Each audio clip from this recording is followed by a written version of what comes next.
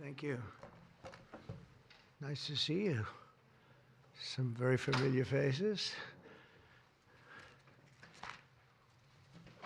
Well, thank you very much, and it's an honor to be here today. We have first full day as president. We're back, and we had a great first term, but we're going to have an even better second term, and I think we're going to do things that people will be shocked at. We're starting off with tremendous investment coming into our country at levels that nobody's really ever seen before, and they're very happy with the fact that I won the race and that they feel confident in their investments, and it's big money and high quality people.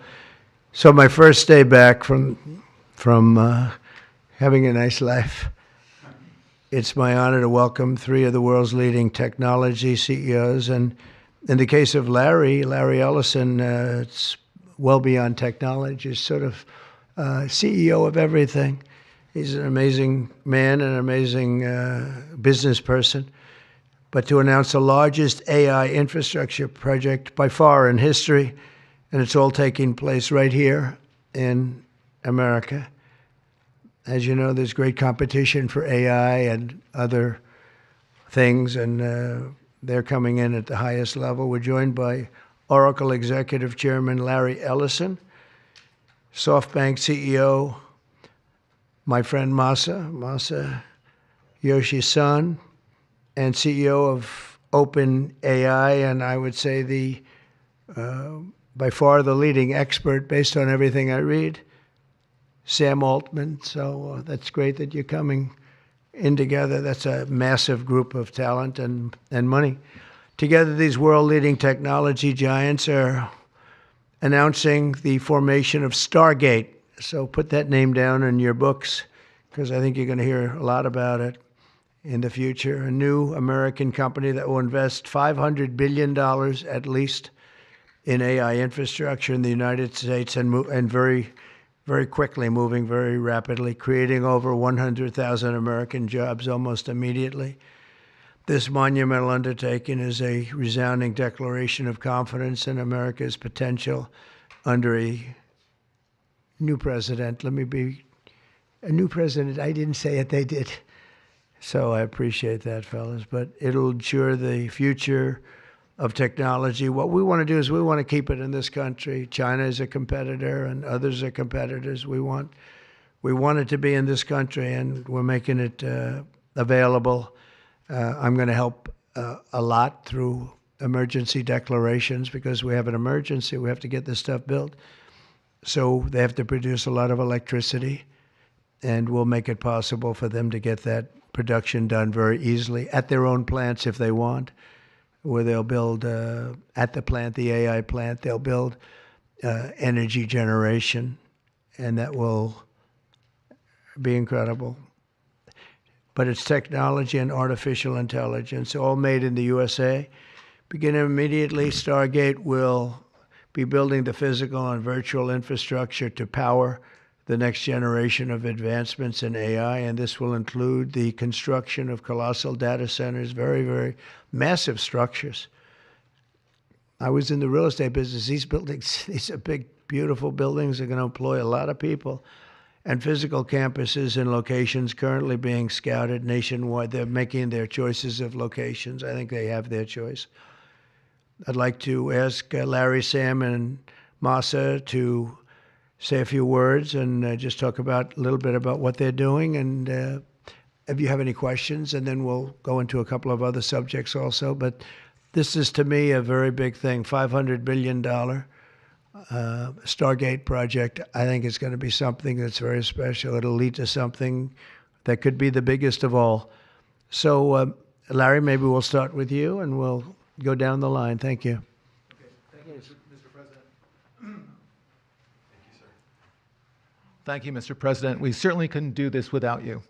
It would simply be impossible. AI holds incredible promise for all of us, for every American. We've actually been working with OpenAI for a while and with Masa for a while. The data centers are actually under construction. The first of them are under construction in Texas. Each building's 500,000 square feet.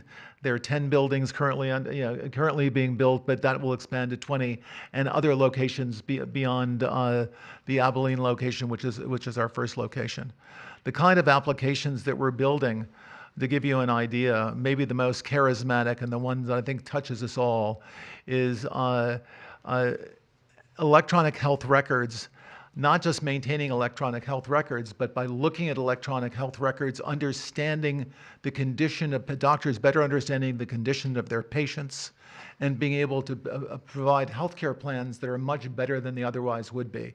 A doctor in Indian River Reservation would be able to see how a doctor at Memorial Sloan Kettering would treat the patient, or a doctor at Stanford would treat the patient. We actually provide all of that information, all of that guidance to the doctors who are treating cancer patients or patients with any other kind of disease, made possible by AI. I'm not going to take a lot of time. I'm going to pass it to Masa, but this is a very exciting program for Oracle to be a part of. Thank you.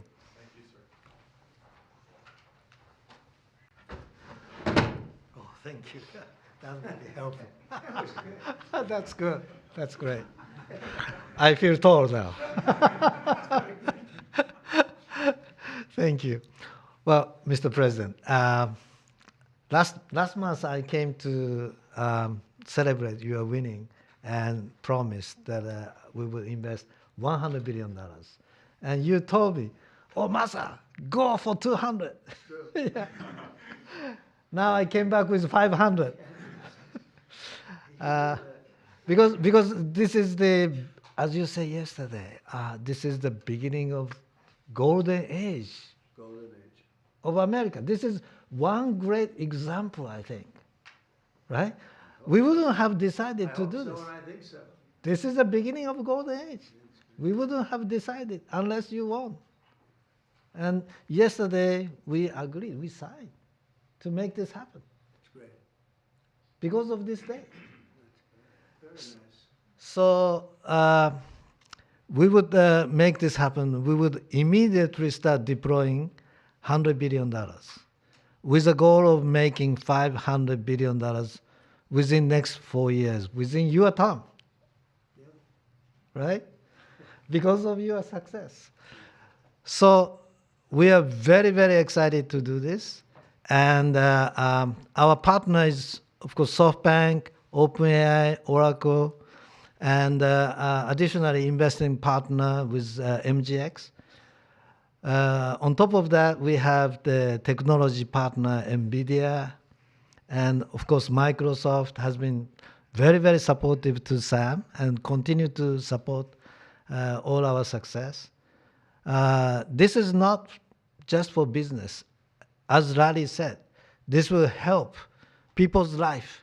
This will help solving many, many issues, difficult things that otherwise we could not have solved with the power of AI. I think AGI is coming very, very soon. And then after that, that's not the goal. After that, artificial super intelligence will come to solve the issues that mankind would never ever have thought that we could solve. Well, this is the beginning of our golden age. Thank you very much. Thank you very much. Fantastic. Sam. I don't have too much to add, but I did want to say I'm thrilled we get to do this in the United States of America. I think this will be the most important project of this era. And as Masa said, for AGI to get built here, to create hundreds of thousands of jobs, to create a new industry centered here, we wouldn't be able to do this without you, Mr. President. And I'm thrilled that we get to. I think it'll be an exciting project. I think we'll be able to do all of the wonderful things that these guys talked about. But the fact that we get to do this in the United States is, I think, wonderful. So thank you very much. Could you just say one word? I hear so many positive things about what it's going to do for medical research and for solving things, cancer and all the different problems. How will AI help us with the fight against the various problems, diseases, etc.? these guys can maybe share more about some of the work they're doing there. I think they'll jointly be some of the leaders about driving progress here. But I believe that as this technology progresses, we will see diseases get cured at an unprecedented rate. We will be amazed at how quickly we're curing this cancer and that one and heart disease, and what this will do for the ability to deliver very high quality healthcare, the costs, but really to cure the diseases at a rapid rate, I think will be among the most important things this technology does. Be great. Very good. Thank Can you. I speak in and answer that question, Mr. President? So we're currently working on. Should I step on this? Okay. All right. No. I'm not that tall. I'm not that tall. I'm not that tall. I'm not tall. You look even better. Thank you, Mr. President. One of the most exciting things we're working on, again, using the tools that Sam and Masa are providing, is a cancer vaccine. It's very interesting. It turns out, I'll be quick, all of our cancers, cancer tumors, little fragments of those tumors float around in your blood. So you can do early cancer detection. If you can do using AI, you can do early cancer detection with a blood test.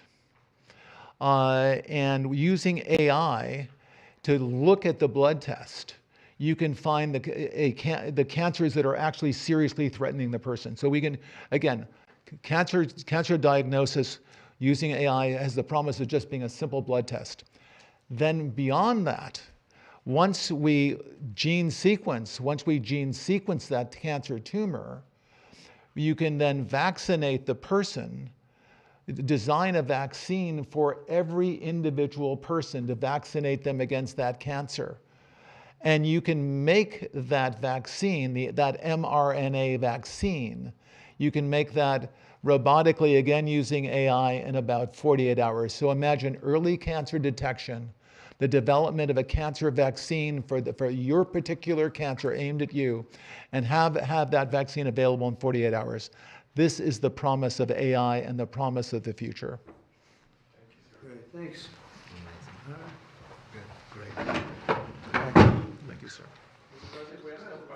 Yeah, just one second. We'll finish up. But these are highly respected guys. I was shocked with Larry because I don't even think Larry does this stuff.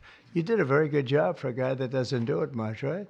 But he's so respected, and the group, and it's really an honor. But for Larry to be here and do this is very unusual because he doesn't do this stuff. He doesn't need it. He does, and you don't need it, do you? Huh? You don't need it. But I think it's an honor to the country. It's a great honor that this group, these are the top people, that they're going to do it, and they're going to do it here, and we're going to make it as easy as it can be. A $500 million Stargate project comes in addition to a separate pledge between $100 and $200 billion from, as we know, from Masa, we talked about before. Also $20 billion from DMAC, which was great. And we have many others that are coming. Some I just announce it. It's easier, but with some, I know them, and they're so highly respected, I'd rather do it this way. Many would like to do it this way, but we're letting the world know what's happening. This is money that normally would have gone to China or other countries, but in particular China. In total, before the end of my first full business day in Washington in the White House, we've already secured nearly $3 trillion of new investments in the United States, and probably that's going to be 6 or 7 by the end of the week. Tremendous amounts of money are coming in for many things other than even AI. AI seems to be very hot. It seems to be the thing that a lot of smart people are looking at very strongly. And our country will be prospering like never before. I think that's true, and it's going to be the golden age of America. As I say, yesterday we had the most ambitious, action-oriented day of any administration in history. No, there's never been a first day like yesterday, as you know. I signed a sweeping slate of executive orders to stop the invasion of our borders.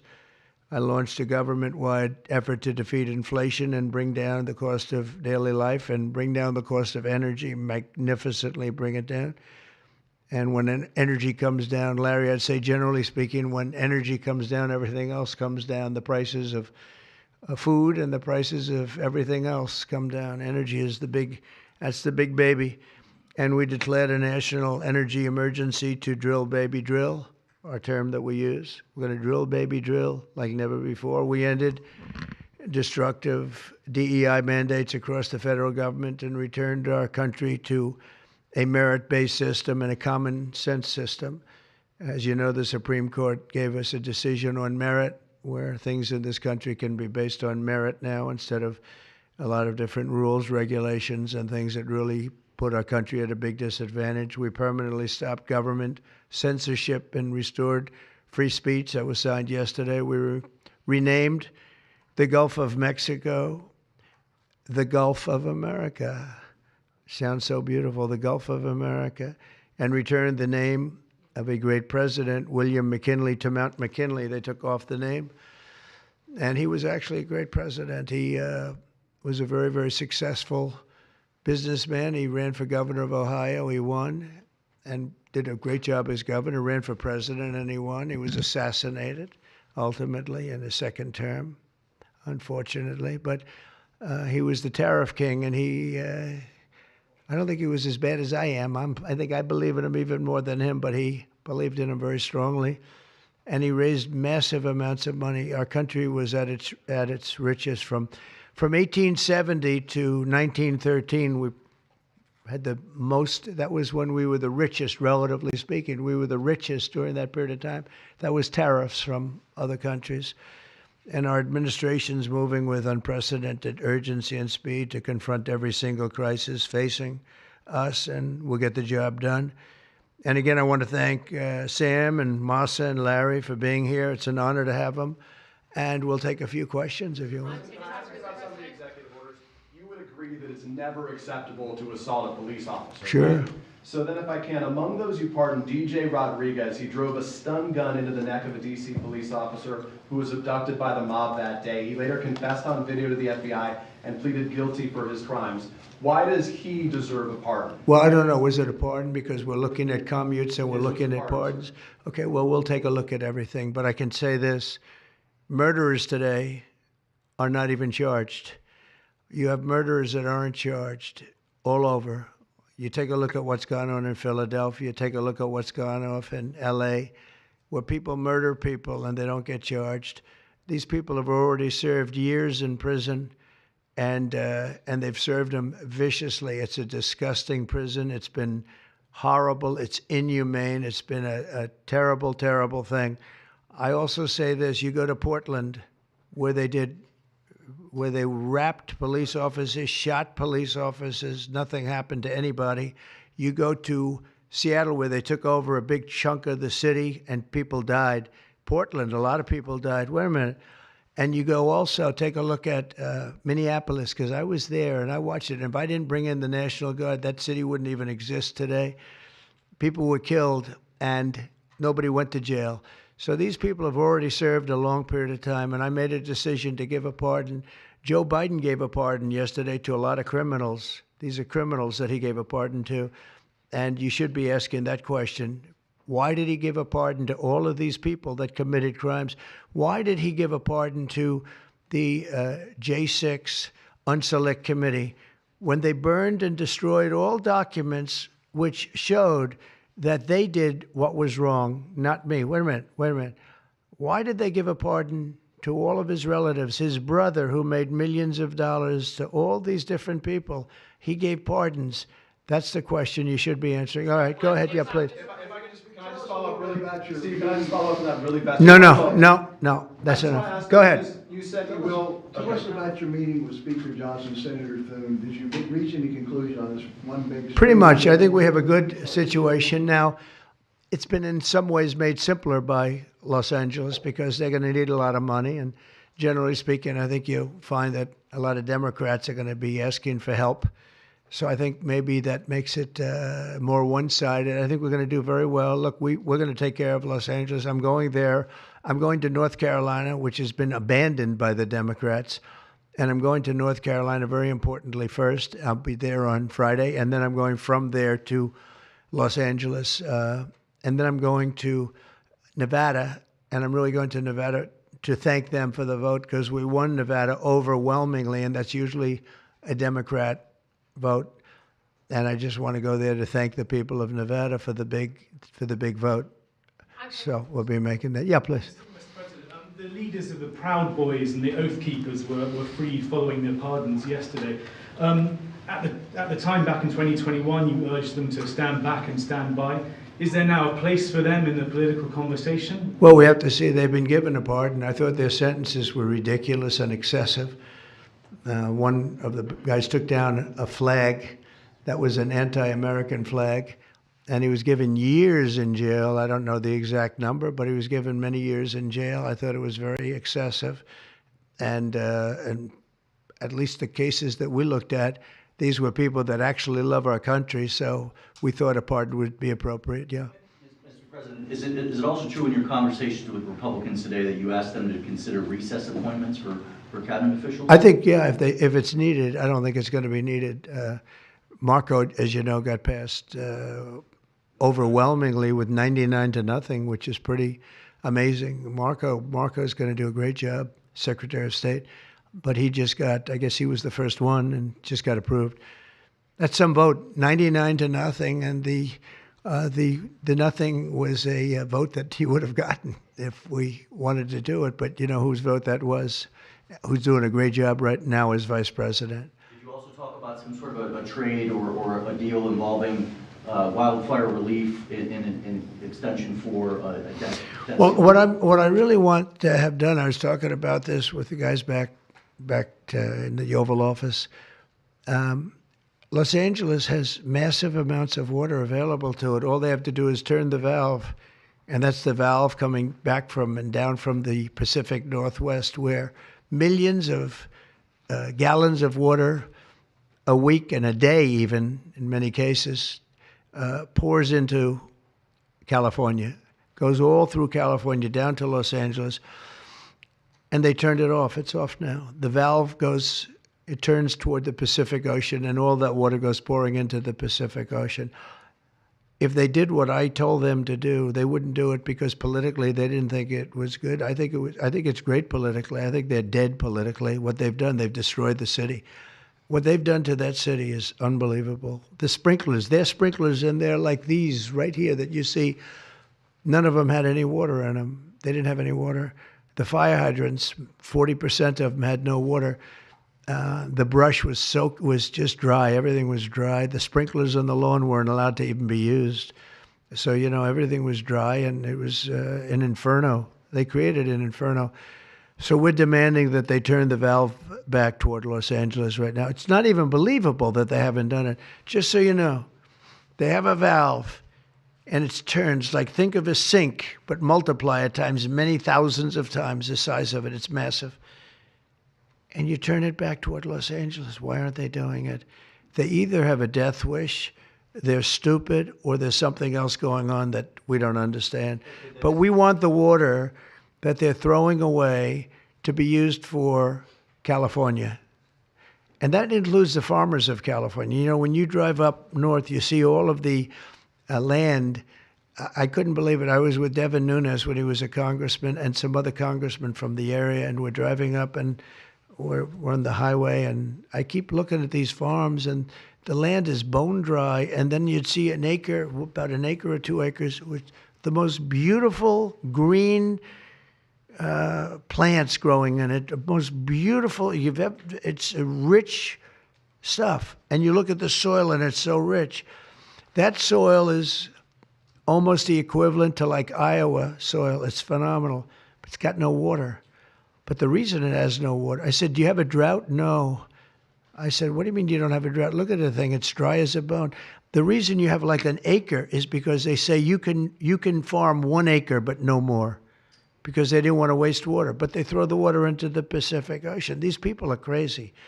So we're going to be issuing an executive order demanding that they immediately let that water come down through California. Farmers, even people living in Beverly Hills. Now, those people have been a lot of them are wiped out. Believe it or not, you know, they were having restrictions, Larry, you know about this.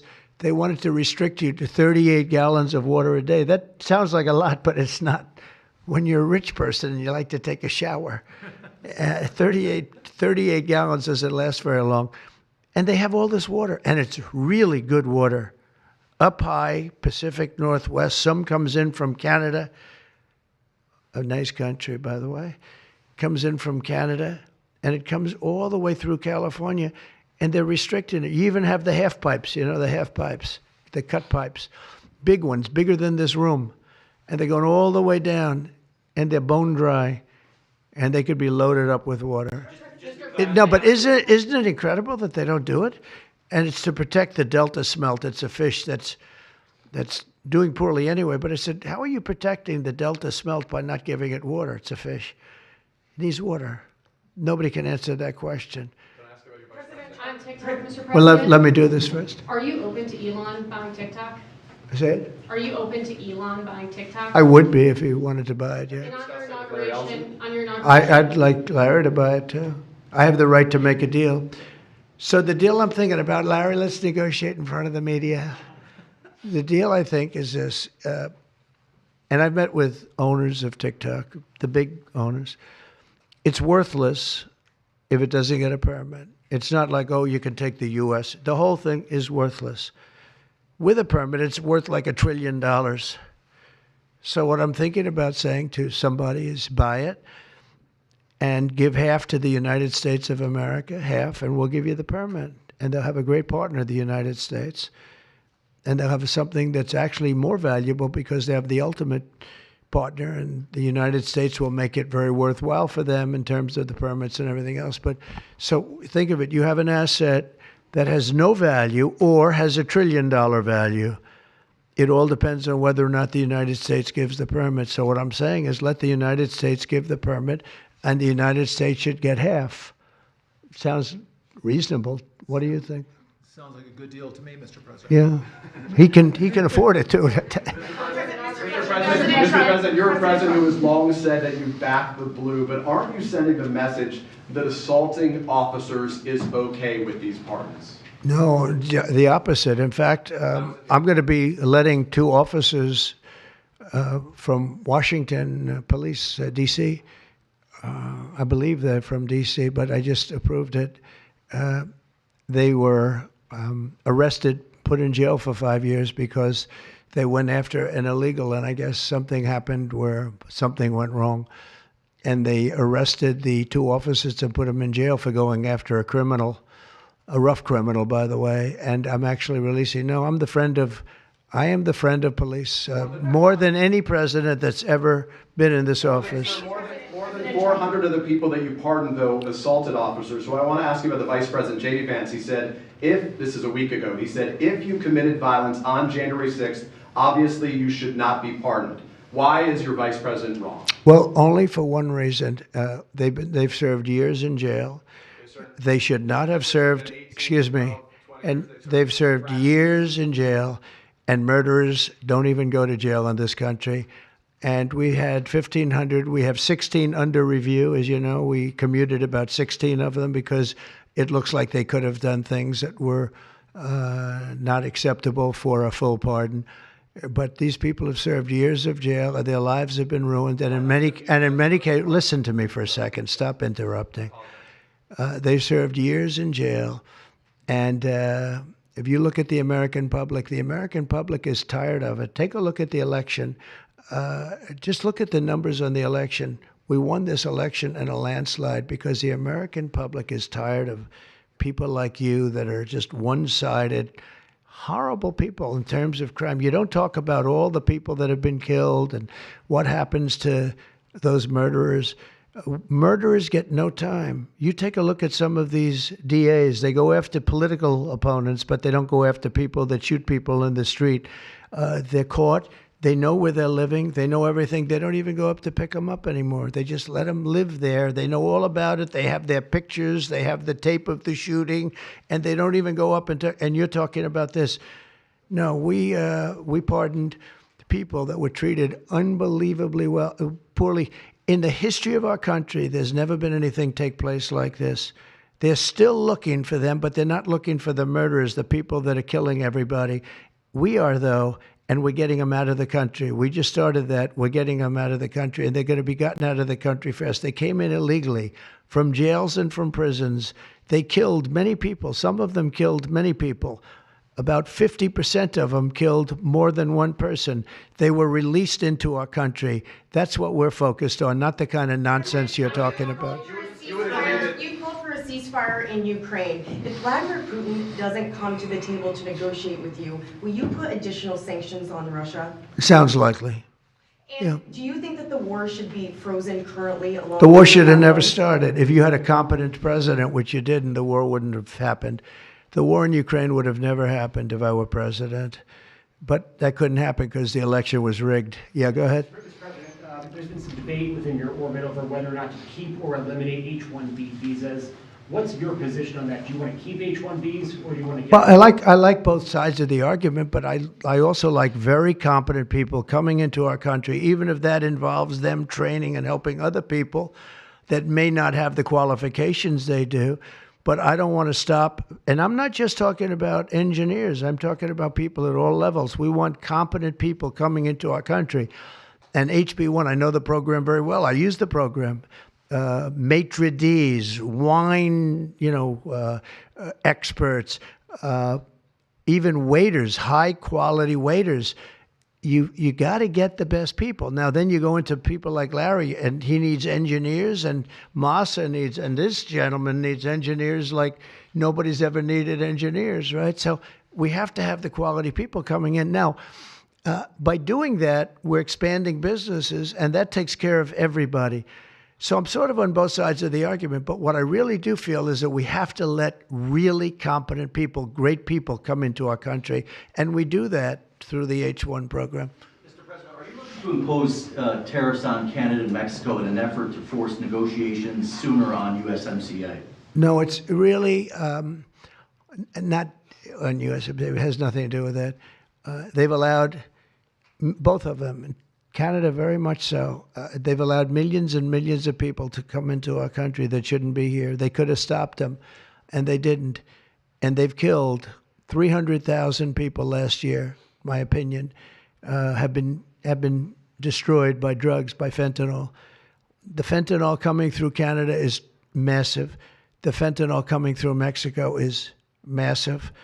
And people are getting killed, and families are being destroyed. I mean, the son gets killed, and the family is a basket case for the rest of their lives. I mean, I've seen mothers that thought they'd heal. They never heal. They say it gets worse with time. It gets worse with time. They lose their boy. They lose their baby. They lose their young daughter to fentanyl poisoning. And I had that talk with President Xi the other day, too, of China. I said, we don't want that crap in our country. We got to stop it. I would have stopped it. I had a deal with him where he was going to give the maximum penalty, which in China is the death penalty for drug dealing. And he was all set. He was going to give the maximum penalty to fentanyl dealers. If they send to the United States, they were going to get the death penalty.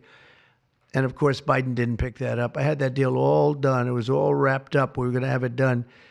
And then the election went, let's put it nicely, didn't go the proper way. I'm trying to be nice about it. It was rigged.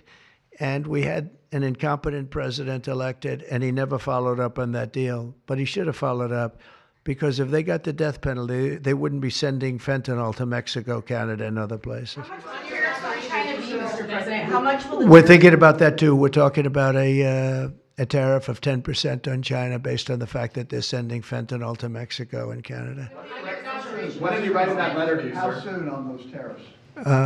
Probably February 1st is the date we're looking at. Sir, what is it? For Mexico and China, we're talking about approximately 25%. An update on the Gaza ceasefire, and are you planning to travel to the Middle East soon? We're thinking about going to the Middle East, not yet.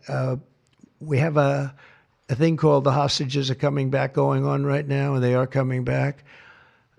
Some of them have been very damaged. You look at the young lady with her hand practically blown off. You know how that happened, right? Did you know how that happened? When you find out, you're not going to be too happy because it was terrible. But The hostages are starting to come back. If I weren't here, they wouldn't be back ever. They would have never come back. They would have all died. If this were done a year earlier, if Biden would have done this deal a year and a half, 2 years ago, or frankly, it should have never happened. October 7th should have never happened. Nobody should be dead. But through weakness, they allowed it to happen, and then it was a disaster from them. But you go back just 6 months ago, many of these young people were living. Young people don't die like that. They're just dying. And young people aren't dying at 22 and 23 years old. They don't die. But now they're dying, and you wonder why they're dying. They're being killed, and they have been killed. But they say 6 months ago you would have had 11 more living hostages. Think of that. 6 months ago. But Biden couldn't get it done, and it was only the imposition that I put on as a deadline that got it done. But it's a very sad situation. It should have never happened. I'll tell you, 2 things should have never happened. 3 things. Inflation should have never happened. It would have never happened except for what they did to energy and their crazy spending. And Ukraine would have never happened. Never. By the way, Russia never would have gone into Ukraine. I had a very strong understanding with Putin that it would have never, ever happened. He disrespected Biden. Very simple. He disrespects people. He's smart. He understands. He disrespected Biden. And also, the Middle East would have never happened because Iran was broke. They had no money. They had no money for Hamas. They had no money for Hezbollah. It would have never happened. October 7th would have never happened. But it did happen. So this is the cards I've been given. And we're getting the hostages back. That would have never happened under Biden. They would have never come back. They were just dying not that slowly. They were dying or being killed. But that was what was happening. Are you going to keep sending weapons to Ukraine, or are you going to turn off the tap soon? Well, we're looking at that. We're talking to Zelensky. We're going to be talking with President Putin very soon. And we'll see how it all happens. We're going to look at it very soon. One thing I do feel, the European Union should be paying a lot more than they're paying because under Biden, I mean, we're in there for $200 billion more. Now, it affects them more than it affects us. We have an ocean in between, right? Little thing called an ocean. The European Union should equalize. We're in there for $200 billion more than the European Union. I mean, what are we, stupid? I guess the answer is yes, because they must think so. But the European Union takes advantage of us tremendously on trade, and they now take advantage of, and always have. If I didn't get involved years ago, my first term, one of the first things I noticed was that they're not paying enough. They're not paying. And a lot of those countries weren't even paying. The NATO countries, they weren't paying. Only 7 out of 28 were paying. We were one of them. And Poland was one. And they had a few of them that were paying, and some were paying very proudly. Usually the closer to the borderline of Russia they were, the faster they paid, okay? The ones that were further away tended not to pay so fast. And one thing on that, I think they should lift their number not to 2%, but to 5%. NATO should be at 5%, not at 2%. 2% is ridiculous, yeah. Did you ask President Xi in your conversation about Ukraine, did you ask him to get involved Yeah. in helping settle that? Can you tell us about I did, that? yeah. I said, you ought to get it settled because he's not done very much on that. He's got a lot of power, like we have a lot of power. I said, you ought to get it settled. We did discuss it, yeah. You launched a crypto coin the other day. Do you intend to continue selling products that benefit yourself personally while you're president? Well, I don't know if it benefited. I don't know where it is. I don't know much about it other than I launched it. I heard it was very successful. I haven't checked it. Where is it today? You made a lot of money, sir. How much? Several $1 billion, it seems like, in the last several days. Several billion? That's peanuts for these guys. Sir, you talked about the letter from President Biden. Can you give us some sense, broadly speaking? Yeah, he wrote me a nice letter. I mean, I did open it last night. And I didn't know. Peter said, did you get the letter? I said, wait a minute, let's see the letter. It's sort of a tradition. You put it in the drawer, especially of the beautiful Resolute desk, right? And I opened the drawer, and there it was. It said to number 47. And it was a very nice letter. I mean, I could show it because I think it was a nice letter. Maybe I will. I think What do you say in terms of just basically it was a little bit of an inspirational type letter, enjoy it, do a good job. Important, very important, how important the job is. But I think it was a nice letter. I think I should let people see it because it was a positive for him in writing it. I appreciated the letter. Mr. President, were security concerns at all a factor when deciding to move your inauguration indoors? No, not at all. No, not at all. It was just cold. Look, if we would have, I just went out to the helicopter, right,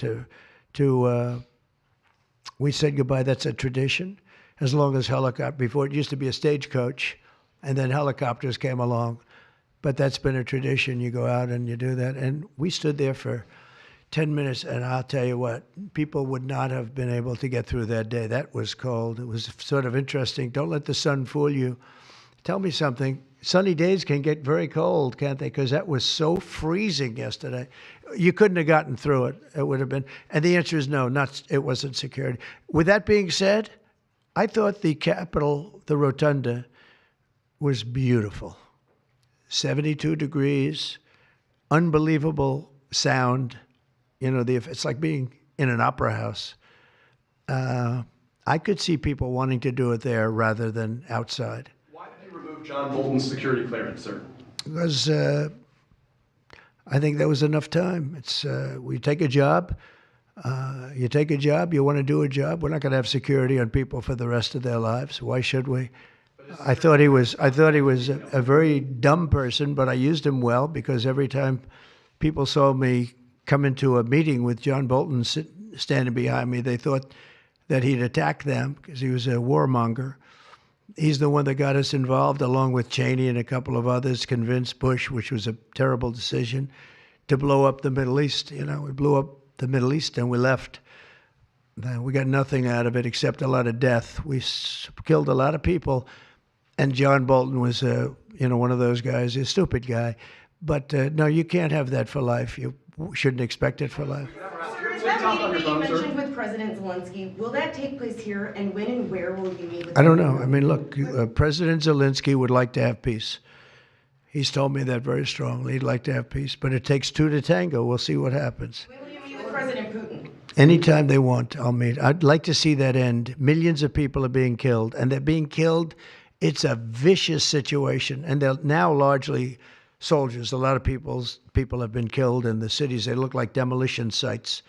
Buildings, massive buildings bombed and coming down.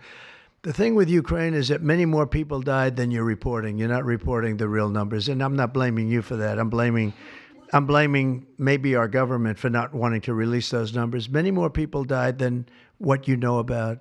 When those big buildings come down and they say 2 people were injured, no. Many people, thousands of people are being killed. But the real killing now is on the war front. It's a very flat land. And the only thing that stops a bullet is somebody's body.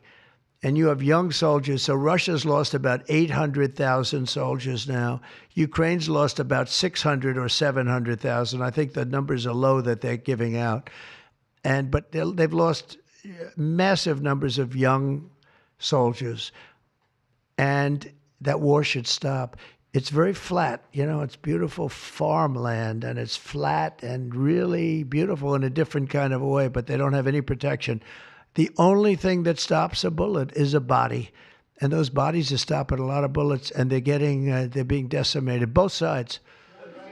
In your conversation with President Xi, what did you tell him in terms of when to expect tariffs? And what can he do to avoid them? About which one? About tariffs? We didn't talk too much about tariffs other than he knows where I stand. Look, I put large tariffs on China. I've taken in hundreds of billions of dollars. Until I was president, China never paid not 10 cents to the United States. With me, they paid $600 billion or so, or more than that even, of tariffs. And if I didn't do that, you wouldn't have a steel mill open in the United States right now. You wouldn't have one steel mill open in the United States. So what I did is I saved the steel industry. I saved other industries too with other tariffs. Other countries are big abusers also. It's not just China. China's an abuser, but the European Union is very, very bad to us. They treat us very, very badly. They don't take our cars. They don't take our cars at all. They don't take our farm products, essentially. They don't take very much. We have a $350 billion deficit with the European Union. They treat us very, very badly. So they're going to be in for tariffs. It's the only way you're going to get back. It's the only way you're going to get fairness.